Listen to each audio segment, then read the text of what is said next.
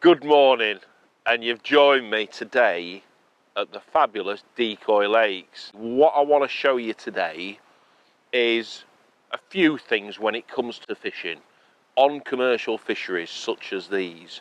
Now, we're on one of the notorious lakes at Decoy called Six Islands.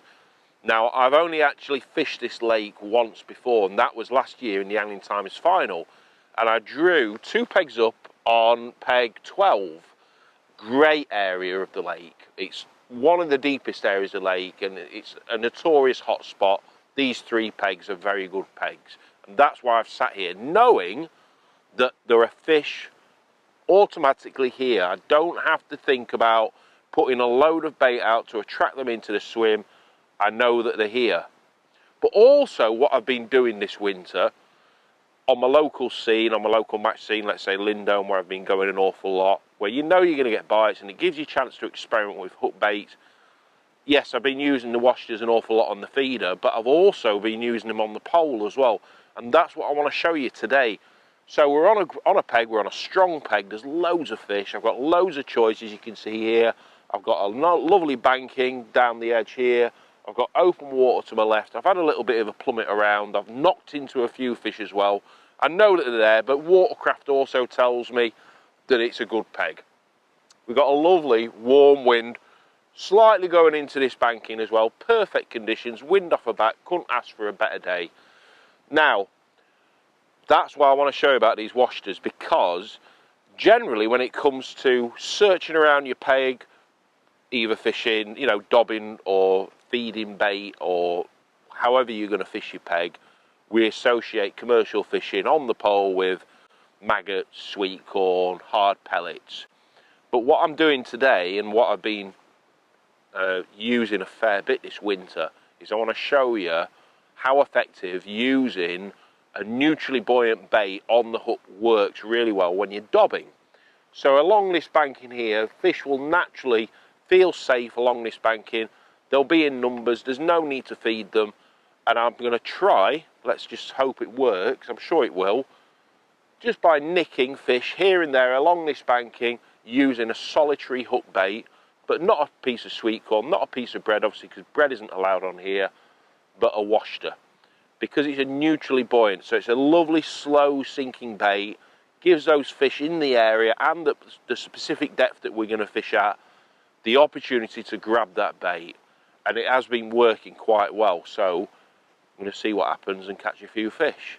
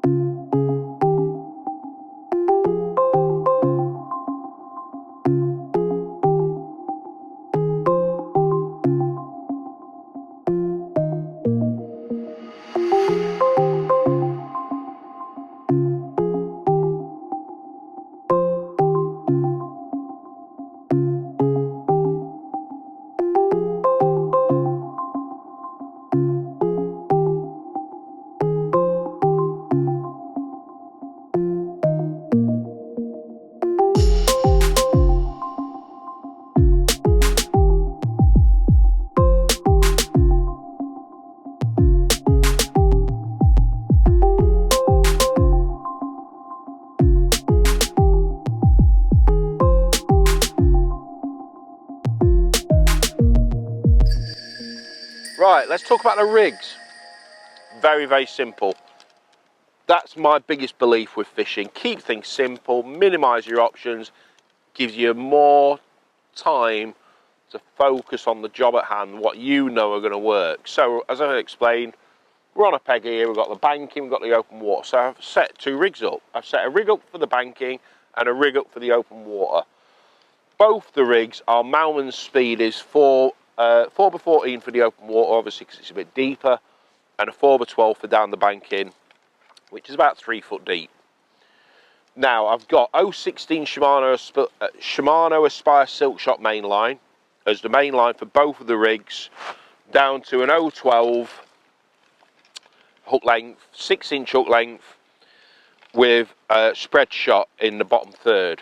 Now the difference is, I'll just very quickly explain it, that I'm going to start hopefully in the open water and hopefully catch a few fish dobbing. I'm going to use a washter or a grain of corn, but hopefully we'll catch on the washter. And I've plummeted up so my flow is, there's the line, you can see the depth marker there.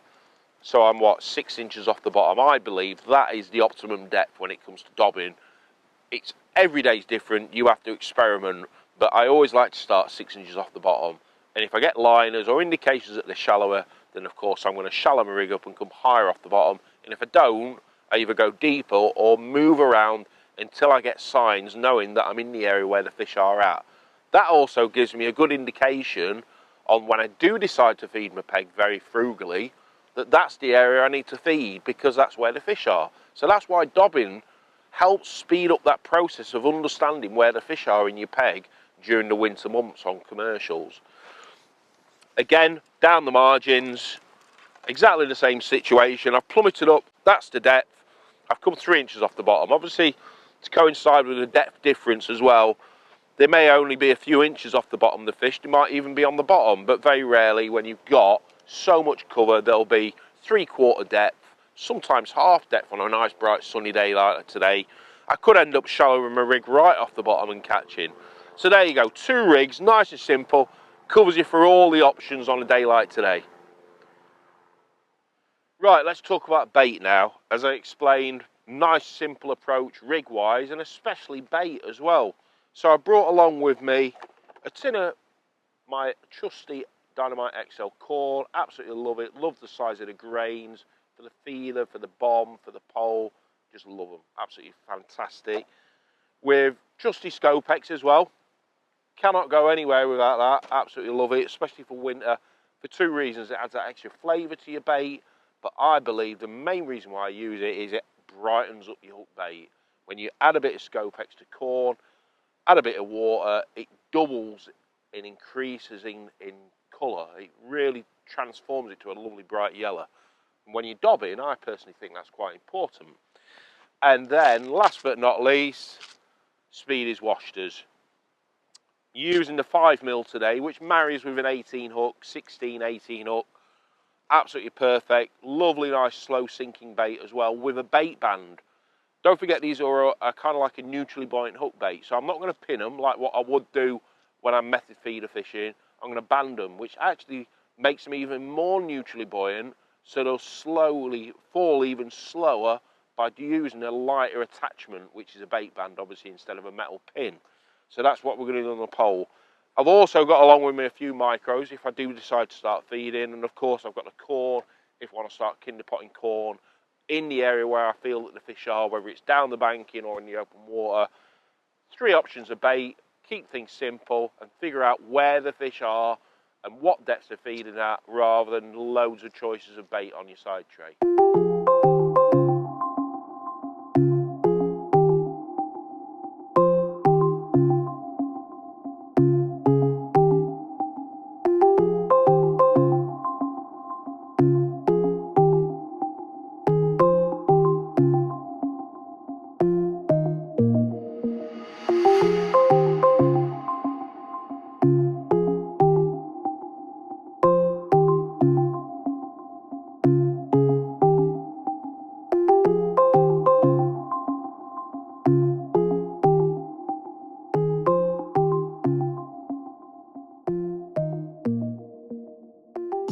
I've only fished for a few hours, but what a fantastic day's fishing.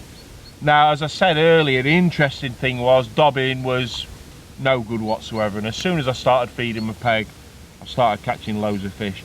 I think the best way I've caught today is sprinkling micros and fishing a 5mm banded washter on the hook, and it's been devastating really. And then the last hour I ended up actually dumping micros because they were coming up in the water, the fish. So it's, for this time in the year, catching nearly 80 pound of fish in just over 3 hours, you couldn't ask for anything more than that. Fantastic, absolutely loved it. So the lesson I've learned is that washters are just fantastic for whatever you want to do, whether you fish a feeder or a pole, margin fishing, dobbing. I think they're just a great hook bait all round.